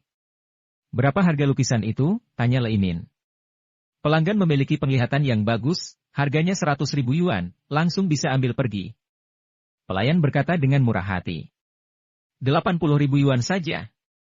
Leimin tahu bahwa toko barang antik ini bisa tawar-menawar. Pelanggan menawar harga yang bagus, kalau gitu jadilah 80.000 yuan. Pelayan itu sedikit ragu-ragu, tapi dia segera membuat keputusan. Maksud toko si kaligrafi dan lukisan ini 50.000 yuan sudah bisa dijual. Bahkan kalau lagi musim sepi, 20.000 yuan saja bisa dijual. Bisa terjual 80.000 yuan sudah untung. Dengan segera kaligrafi dan lukisan yang sudah dikemas dibawa pergi oleh Leimin. Leimin sangat gembira dan dia tahu bahwa dirinya telah menemukan harta karun itu. Karena dulu keluarga Miller memiliki banyak barang antik, hal ini pun menumbuhkan penglihatannya terhadap barang antik. Kalau orang lain tidak mungkin akan bisa melihat mana yang asli dan mana yang palsu. Di mana lukisan wanita cantik pejabat musik di toko ini? Saat ini, seorang pria parubaya keluar dari toko dan diikuti oleh seorang pemuda. Baru saja terjual 80.000 yuan, pelayan berkata dengan gembira. Apa 80.000 yuan? Siapa yang memintamu untuk menjualnya? Cepat kamu cari balik lukisan itu. Pria parubaya itu sangat marah. Lukisan itu adalah yang asli bernilai di atas 30 juta yuan, kamu menjual 80.000 yuan, kamu gila ya? Wajah pelayan berubah drastis. Dia bergegas keluar dari toko, menunjuk Leimin yang berada di depannya dan berkata, itu mereka. Pria parubaya itu dengan cepat membawa orang untuk menghalang Leimin. Maaf, lukisan wanita cantik pejabat musik itu tidak untuk dijual dan 80.000 yuan ini aku kembalikan padamu. Leimin tertegun dan mengerutkan kening, aturan barang antik adalah ketika sudah dibeli maka jangan mengurus lagi. Apakah toko antik Soaka mau menipu pelanggan? Itu adalah kesalahpahaman, pelayanku ini tidak bisa bekerja dengan baik, dia telah menggantungkan gambar yang salah. Begini saja, aku akan mengembalikan uang MU sebanyak 100.000 yuan, 20.000 yang lebih itu sebagai kompensasi dariku, ujar pria paruh baya. Aku telah membeli lukisan ini, seberapa besar harganya aku tidak akan menjualnya. Leimin bukanlah orang bodoh, dia langsung menolaknya. Orang-orang di sekitar mulai membicarakan mereka sudah menebak situasi apa yang terjadi. Pria paruhbaya itu tidak ingin membuat masalah menjadi besar, dia berkata dengan suara kecil, kawan, kamu mau melawan toko antik Soaka. Aku akan memberi kamu kesempatan terakhir, 500.000 yuan untuk membayar lukisan itu. Leimin semakin tahu nilai dari kaligrafi dan lukisan ini, dia mencibir dan menggelengkan kepalanya, aku sudah bilang tidak jual. Pria paruhbaya itu menjadi marah dan ingin temannya merebut lukisan itu. Lagi pula, bagaimanapun itu adalah ornamen yang seharga 30 juta yuan ke atas, bagaimana bisa diambil begitu saja? Sejak kapan toko antik Soaka menjadi semakin bisa seenak-enaknya? Kalian anggap aturan kuil kota dewa sudah tidak ada? Saat ini, seorang lelaki tua membawa banyak orang datang. Tuan Din. Wajah pria paruhbaya itu sedikit berubah, Tuan Din adalah petugas kuil dewa kota dan tidak boleh bermasalah dengan dia. Dia menemaninya dengan senyuman, Tuan Din ini hanya masalah kecil saja. Bagaimana kalau ada waktu luang? Aku mengundang Tuan Din untuk minum teh bersama. Maksudnya sudah sangat jelas. Dia harap Tuan Din tidak ikut campur dalam masalah ini. Setelah itu, dia pasti akan ada memberinya banyak keuntungan. Bos Hen Hen, aku tidak perlu minum teh. Aku masih harus menjaga aturan di kuil dewa kota ini. Tuan Din berkata dengan nada datar, bawa orang-orangmu pergi, jangan membuat masalah di sini. Leimin dan lainnya melihat kondisi ini, mereka menghela napas merasa lega. Mereka dapat melihat bahwa Tuan Din ini memiliki banyak koneksi. Untungnya, dia tidak membantu. Toko antik Soaka. Tuan Din menoleh untuk melihat Leimin lagi dan berkata, orang keluarga Miller, bukan? Kamu beruntung ada aku yang melindungimu dari kejadian hari ini. Kalian sudah boleh pergi. Tuan Din tahu keluarga kami? Ricky tiba-tiba menjadi sedikit bersemangat, lagi pula keluarga Miller saat ini bukan lagi keluarga yang sebelumnya. Hehe, bagaimana aku tidak tahu, ini dulu adalah keluarga ayah mertua Dr. Jensen, kan? Di hari pertama tahun baru Imlek, aku baru saja pergi ke rumah keluarga Miller untuk memberikan salam tahun baru kepada Dr. Jensen, tawa Tuan Din. Leimin dan lainnya, hati mereka merasa sangat tidak enak, ternyata Tuan Din ini membantu karena ada Jensen. Ricky lebih banyak tersenyum pahit lagi, terakhir kali Jensen membantu dia menyelesaikan masalah bos Lori, pada saat itu dia tidak tahu. Lalu di hari tahun baru Imlek Jensen untuk memberi salam tahun baru, dia baru tahu Jensen telah diam-diam membantunya. Sekarang mengandalkan Jensen lagi. Jensen benar-benar adalah menantu terkuat di keluarga Miller. Tuan Din, kan? Jangan ikut campur dalam hal-hal yang seharusnya tidak boleh diikut campur. Ketika beberapa orang berkata pada saat itu, ada sebuah suara menyela, hanya terlihat di toko antik Soaka ada seorang pemuda memainkan tembakau. Kamu siapa? Tuan Din mengerutkan kening. Hector Bermot dari keluarga Bermot. Pemuda berkata dengan nada datar, terlihat karakter yang tidak mau diatur dan sewenang-wenang. Raut wajah Tuan Din seketika berubah, keluarga Bermot adalah salah satu dari 8 keluarga elit di ibu kota, koneksinya sangat luas. Sekarang memang tidak boleh cari masalah dengan mereka. Tuan Din, toko antik Soaka adalah toko keluarga Bermot. Keuntungan yang diberikan ke kami bisa mencapai beberapa miliar. Kamu berani menghancurkan bisnisku, keberanianmu tinggi sekali. Hector mengatakan lagi bahwa keluarga Bermot saat ini bukan hanya sebuah keluarga elit saja, melainkan juga memiliki andalan yang kuat bukan main, mereka itu adalah Akademi Bangau Putih dari 4 aliansi seni bela diri. Sudah kubilang, mulai sekarang keluarga Bermotku yang akan menjaga kuil Dewa Kota ini. Kamu, Tuan Din, pergilah ke tempat lain. Juga jangan ikut campur dalam masalah ini, kalau tidak jangan salahkan aku karena bersikap tidak sopan. Hector berbicara seperti seorang pembicara, semangatnya yang menggebu-gebu juga kata-katanya yang tinggi dan luar biasa. Wajah Tuan Din marah. Dia juga adalah salah satu dari Vajra Agung. Jika dia menginjak wajahnya seperti ini, apakah dia masih akan menggunakannya di ibu kota nantinya? Bukankah kau menolak? Hector terus menginjak wajah Tuan Din, ku beritahu, kalau Tuan muda ini bahagia, kau masih bisa menjadi Vajra Agung, tapi kalau Tuan muda ini tidak bahagia, aku akan menghancurkanmu sesederhana meminum air. Tidak mengherankan bahwa itu sama seperti bos Lori dari perguruan tinju elang, yang runtuh dalam semalam. Tuan muda Hector, keluarga Bermot MU tidak sama dengan yang dulu, tapi aturannya tidak bisa dihapuskan. Tuan Din juga marah, aturan dari kuil Dewa Kota, terlepas dari barang asli atau barang palsu setelah pelanggan membayar uang, kedua belah pihak tidak diizinkan untuk melakukan pengecekan. Kamu akan memiliki reputasi buruk?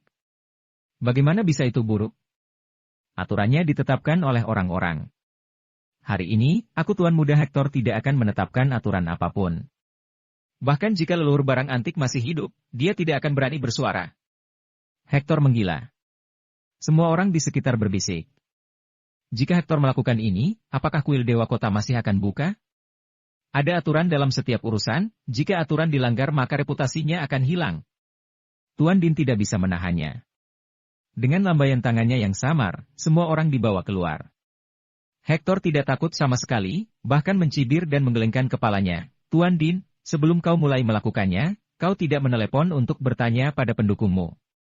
Tidak perlu, hal sekecil ini aku bisa membuat keputusan. Tuan Din berkata dengan dingin. Hahaha. Hector tertawa, aku tahu pendukungmu adalah Mateo, tapi di depanku Mateo juga bersuara. Aku sangat gila, tapi kegilaanku punya modal dan kemampuan yang bisa kau coba. Hancurkan toko barang antik ini untukku. Tuan Din berteriak marah dan bocah tengik menggertaknya. Bagaimana dia bisa menahan itu? Ayolah, bermain besar. Aku lihat kau mampu untuk membayarnya. Hector memberi isyarat mengundang. Semua orang di sana benar-benar terkejut dan tahu bahwa dua pihak berpengaruh itu akan bertarung. Tuan Din, kenapa harus membuat keributan sebesar itu? Tiba-tiba, ada suara panjang yang datang menyela dan Jensen dengan grasia berjalan mendekat. Master Jensen. Jensen Ska. Tuan Din dan Leimin, mereka tiba-tiba mengubah wajah mereka secara dramatis. Kamu lagi. Hector mengubah ketenangan yang sebelumnya dan wajahnya sedikit garang. Kau pecundang yang malang, beraninya ikut campur dalam urusan tuan muda ini. Dia masih membenci saat terakhir kali Jensen menamparnya. Tidak hanya di pelelangan tapi Jensen mengganggunya lagi. Semua kebencian lama dan baru yang menumpuk membuatnya membenci Jensen sampai mati. Terakhir kali dia melakukan gertakan di rumah keluarga Miller, dia tidak tahu posisi Jensen, tapi sekarang dia takut bersuara. Aiden menyatakan bahwa Jensen akan ditangani. Dengan Akademi Bangau Putih sebagai pendukung, Jensen sudah diputuskan untuk mati. Tuan Din juga memandang Jensen dan berkata, Master Jensen, Hector Bermot ini terlalu sombong, aku tidak bisa menahan ini. Yang disebut kesopanan di hadapan hukum, kalau kau bergerak lebih dulu, kau akan kehilangan uang. Ketika saatnya tiba, kau akan dituntut di pengadilan dan kau harus kehilangan uang. Jensen tersenyum samar. Aku tidak takut, itu bukan masalah untuk memberinya kompensasi ratusan juta. Aku bisa membayarnya. Tuan Din menunjukkan wajah yang putus asa. Sebenarnya, tidak perlu bersikap kasar untuk menghadapi orang rendahan dan sembarangan seperti itu. Jensen menggelengkan kepalanya dan menatap Hector lagi. Hector ini seperti orang kaya baru. Tidak ada kemampuan dan alasan baginya untuk menertawakan orang-orang, bahkan juga Aidan saja bisa melihat situasi kondisi. Meskipun Aidan yang mendominasi, dia tahu bahwa dia tidak bisa melawan Jensen. Dia menahan napasnya dan diam-diam pergi. Namun, Hector terlihat seperti orang bodoh dan berwajah tebal. Orang seperti ini tidak akan bisa menjadi sukses. Jensen bertanya, Hector Bermot, apakah kau masih membuka pintu untuk berbisnis ketika aku datang ke toko antik Soaka? Kenapa tidak? Apa kau mau menjalankan bisnisku? Hector tidak takut dengan trik apapun yang dimainkan Jensen. Dia bahkan berharap Jensen bisa bermain dan menemukan peluang untuk membunuh Jensen. Kalau buka itu bagus. Aku ingin membeli barang di tokomu. Jika aku membelinya, kau tidak akan mengingkarinya. Jensen menambahkan. Haha, tentu saja tidak. Hanya saja kau harus membeli setidaknya 100 juta. Hector mencibir dan berencana untuk membunuh Jensen. Semua orang yang bermain barang antik tahu bahwa ada lebih banyak barang palsu daripada yang asli di mana-mana. Jika kau membeli 100 juta, 90% di antaranya itu palsu dan kau akan rugi. Jika berani bermain, tapi jika tidak berani berlututlah dengan patuh, minta maaf kepada tuan muda ini. Kata-kata arogan Hector membuat Jensen sulit untuk mundur. Kenapa tidak berani bermain? Aku bukan hanya ingin bermain, tapi aku sangat ingin bermain. Jensen tersenyum paksa dan berkata, aku membeli setidaknya 200 juta, dan aku khawatir kau tidak bisa memberikan begitu banyak barang antik. Ada keributan di sana, ini adalah permainan judi 200 juta. Perlu diketahui bahwa ada banyak barang antik, seperti kaligrafi, lukisan, giok, keramik, dan sebagainya. Jika kau membeli barang palsu, kau akan kehilangan segalanya. Kau sudah mengatakannya, 200 juta. Hector tertawa keras. Semua orang bersaksi, jika tidak membeli sebanyak 200 juta, Jensen akan berlutut dan meminta maaf kepadaku. Setelah berkata, dia tidak menunggu Jensen untuk menolak. Dia memimpin jalan ke toko barang antik. Master Jensen, ada banyak barang antik palsu dari toko. Jika kau membeli 200 juta, kau bisa kehilangan uang. Tuan Din khawatir di dekatnya. Tidak apa, tidak peduli berapa banyak yang palsu, asalkan ada beberapa yang asli sudah cukup. Jensen tidak peduli dan tertawa, dia dengan toko Din dan yang lainnya memasuki toko barang antik. Melihat Hector mengeluarkan semua barang antik dan meletakkannya di toko, membiarkan Jensen untuk memilih. Sebenarnya, barang antik ini jarang ada yang asli, meskipun ada itu tidak terlalu berharga.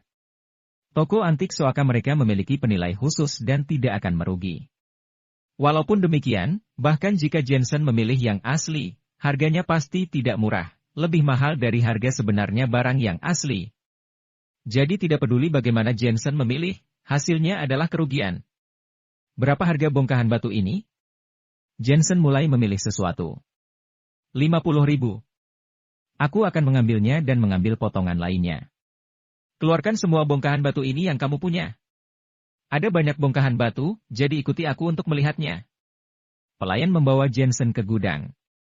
Selagi Jensen memilih dan membiarkan Tuan Din mengeluarkannya. Setelah kembali ke aula, Jensen terus memilih. Berapa harga lukisan ini? 300.000. Ambil. Bagaimana dengan pisau ini? Ini adalah pisau emas para penjaga Raja Qianlong. Hanya ada 20 di seluruh Huaxia. Jika kamu menginginkannya, harganya 5 juta. Beli. Bagaimana dengan pisau kecil berkarat ini? Ini tidak berharga, ambillah 10.000 yuan saja. Bagaimana dengan pecahan batu ini? Ambil saja, gratis. Tidak apa-apa. Di luar gerbang, semua orang menghela napas lagi dan lagi.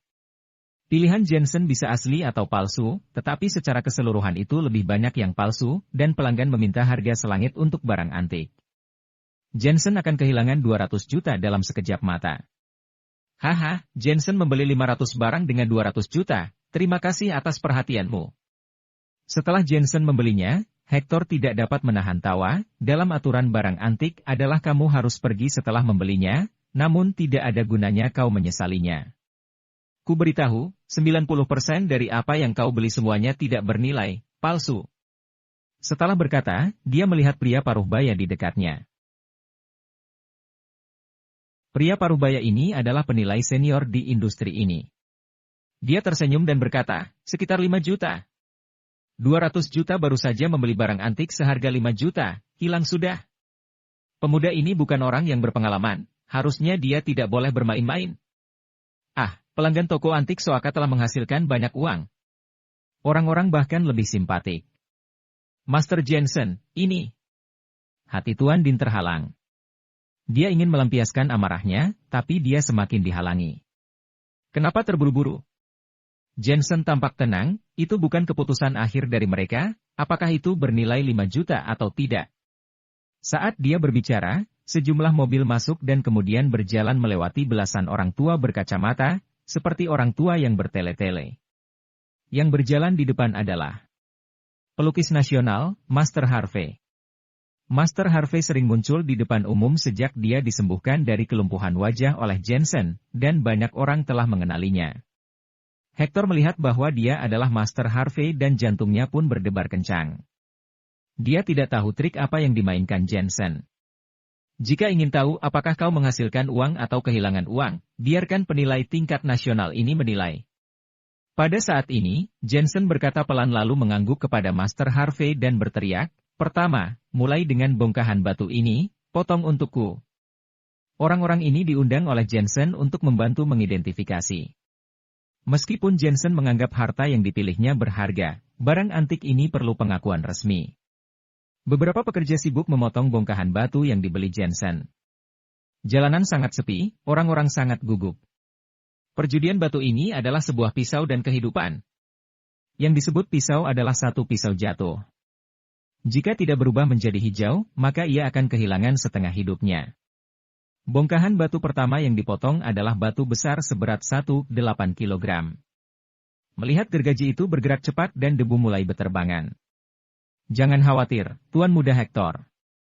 Batu ini adalah sepotong batu sampah di pinggir jalan pintu masuk Tanah Merah yang sudah ditumpuk di sana selama lebih dari 10 tahun. Kami menariknya kembali dan menaruhnya di toko selama 3 tahun. Tidak ada yang peduli.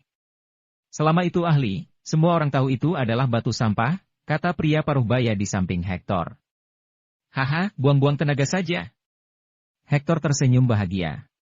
Kalian lihat, warnanya hijau. Itu es yang berwarna hijau. Namun dengan cepat ada seseorang yang tersedak dan berteriak. Hector gemetar di dalam hatinya dan menatap batu sampah besar itu. Dia melihat batu itu dipotong menjadi 2 bagian. Saat lampu dinyalakan, lampu itu berwarna hijau zamrud cerah, tidak ada garis, tidak ada retakan, dan penuh air. Ini adalah tampilan kekaisaran. Aku akan membelinya seharga 50 juta. Ada seseorang yang berteriak di tempat. 50 juta bukanlah apa-apa, aku akan membayar 100 juta.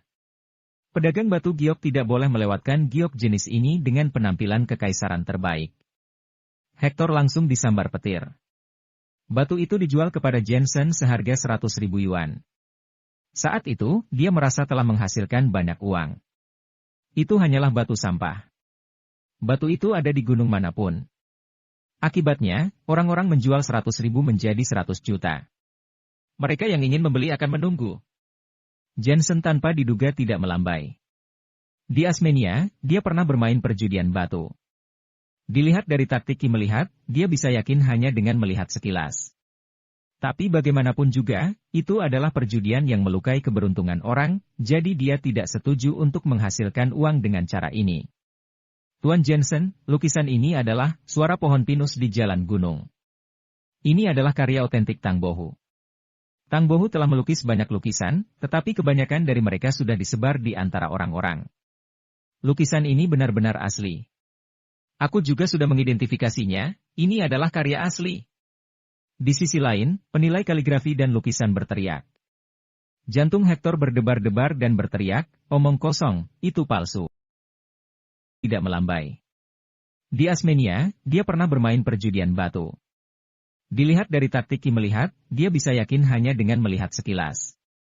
Tapi bagaimanapun juga, itu adalah perjudian yang melukai keberuntungan orang, jadi dia tidak setuju untuk menghasilkan uang dengan cara ini.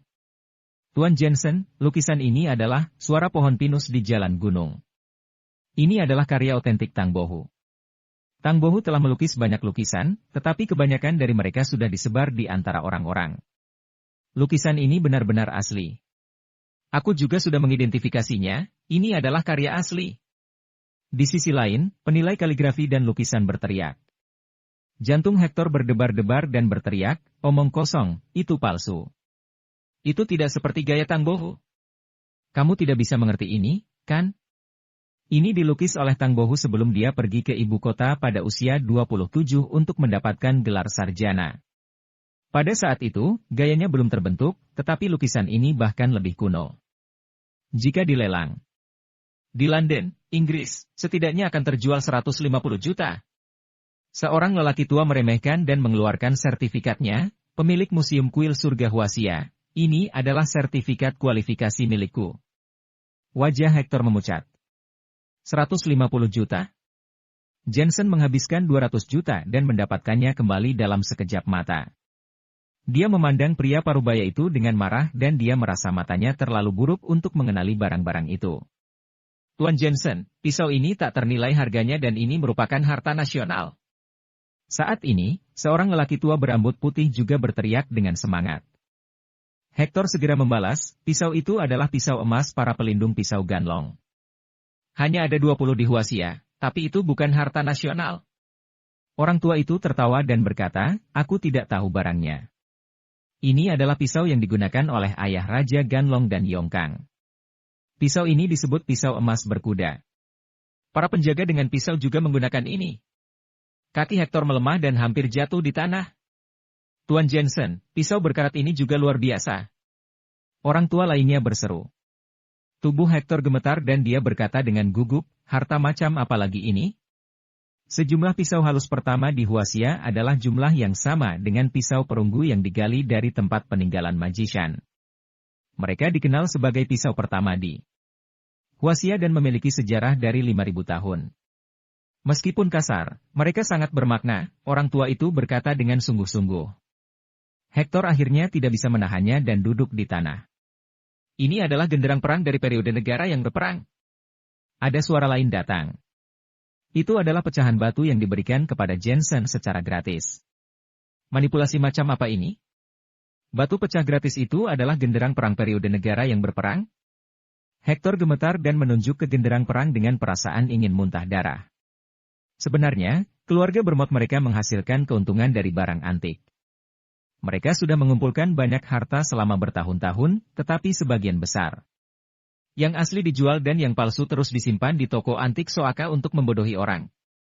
Namun dia tidak menyangka setelah Jensen melakukan pencarian seperti itu, ada begitu banyak yang asli dan keberadaannya tak ternilai harganya.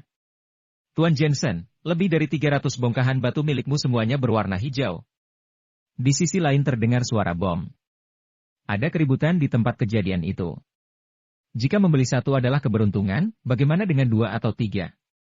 Ini bukan keberuntungan, tapi sebuah penglihatan. Hitung perkiraan berapa nilainya untukku.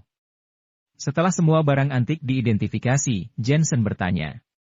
Beberapa penilai tingkat nasional gemetar dalam perhitungan mereka. Sebenarnya, mereka telah menilai barang antik sepanjang hidup mereka, tetapi ini adalah pertama kalinya. Bagi mereka melihat begitu banyak harta karun berkumpul di satu tempat.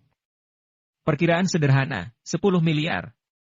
Akhirnya, Seorang penilai yang dihormati gemetar dan berkata, 10 miliar.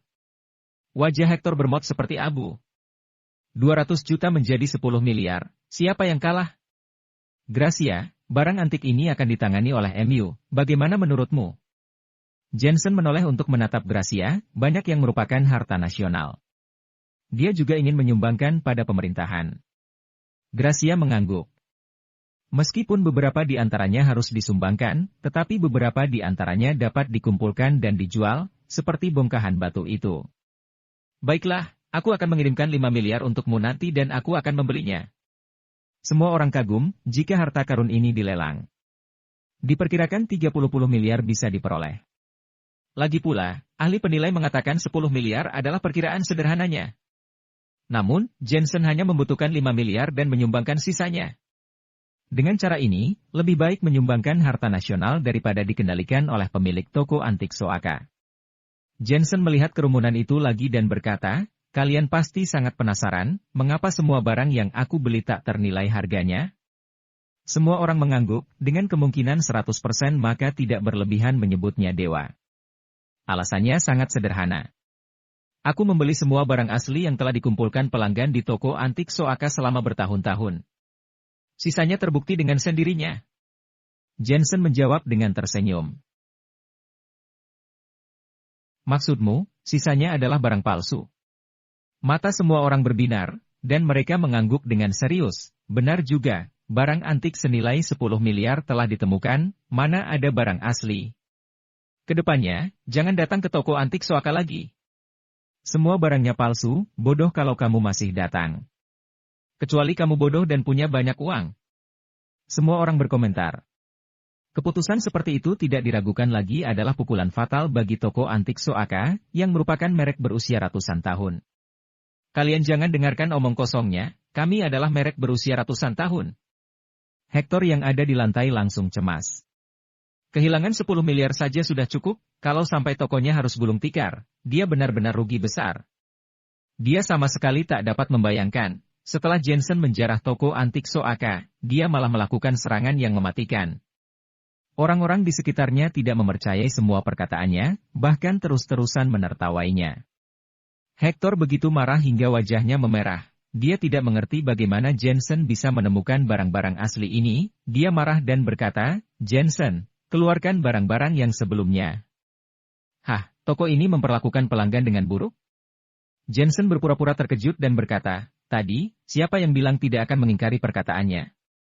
Pupil Hector bergetar, dia meraung, aku beritahu kamu, sudah ada atasan yang akan mengurusmu, sekarang kau hanya punya 2 pilihan. 1. Akui kekalahanmu, donasikan semua asetmu dan pergi dari ibu kota. 2. Dihajar habis-habisan oleh kami. Pilih sendiri. Hector juga berhenti menyembunyikan dirinya dan terang-terangan memberitahu Jensen bahwa dia telah membuat masalah besar. Sayang sekali Jensen sudah mengetahuinya sejak lama. Dia berkata dengan dingin, apa kamu tahu kenapa aku mempermainkan MU hari ini? Itu hanya untuk memberitahu padamu, kalau mau main, aku akan menemanimu bermain. Bagus sekali. Wajah Din penuh dengan kegembiraan, 200 juta ditukar dengan 10 miliar, seluruh kekesalan di hatinya telah sirna.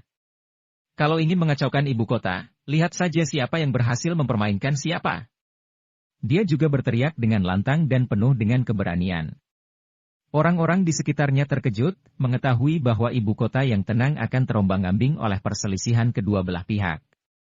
Hector, ada apa hingga kamu menyuruhku buru-buru datang seperti ini? Saat ini, beberapa orang mendesak keluar dari kerumunan.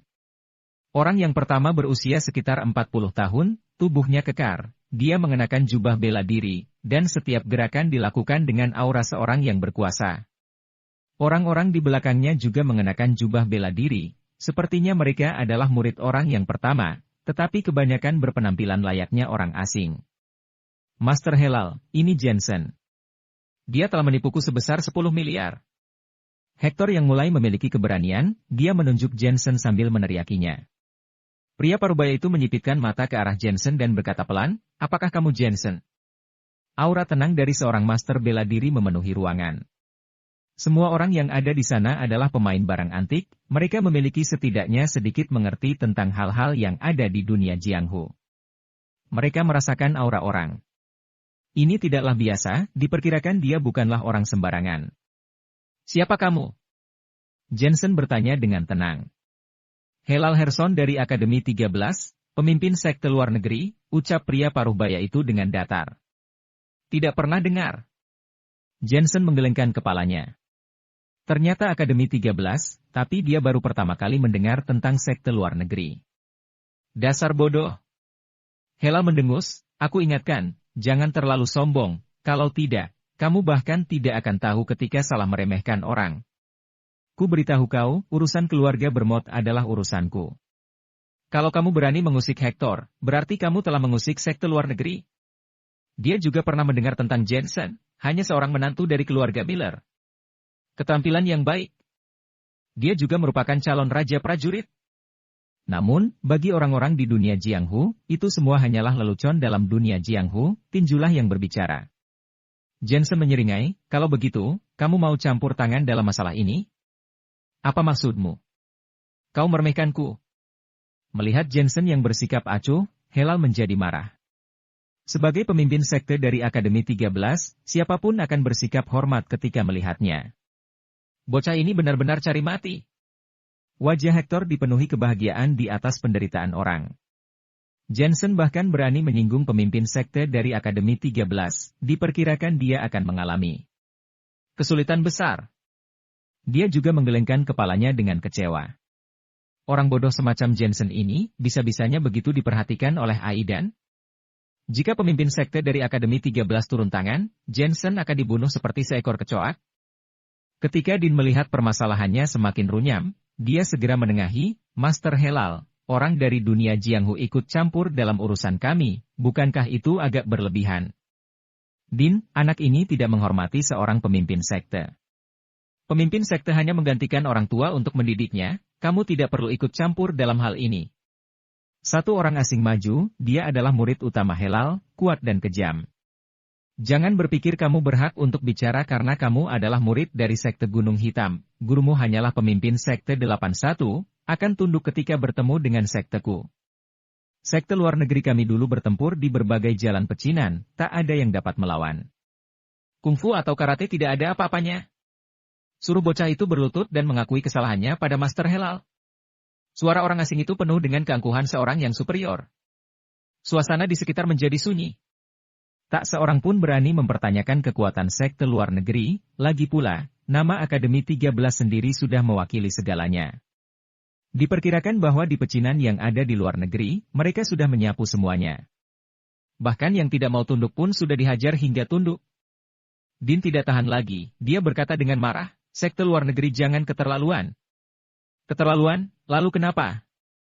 Bahasa wasia orang asing itu cukup fasih, ekspresinya meremehkan, sekarang aku berubah pikiran. Aku bukan hanya mau dia berlutut mengakui kesalahannya, bahkan ingin mematahkan kedua tangannya. Ini adalah hukuman karena tidak menghormati pemimpin sekte. Atas dasar apa? Din juga terprovokasi olehnya. Sekte luar negeri sama sekali tidak memberi mereka muka. Menyuruh berlutut mengakui kesalahan saja sudah cukup, bahkan masih mau mematahkan kedua tangannya. Terlebih lagi, ini adalah masalah mereka dengan Hector, untuk apa sekte luar negeri ikut campur tangan? Aku akan memberitahumu dasarnya, adalah atas dasar tinju kami.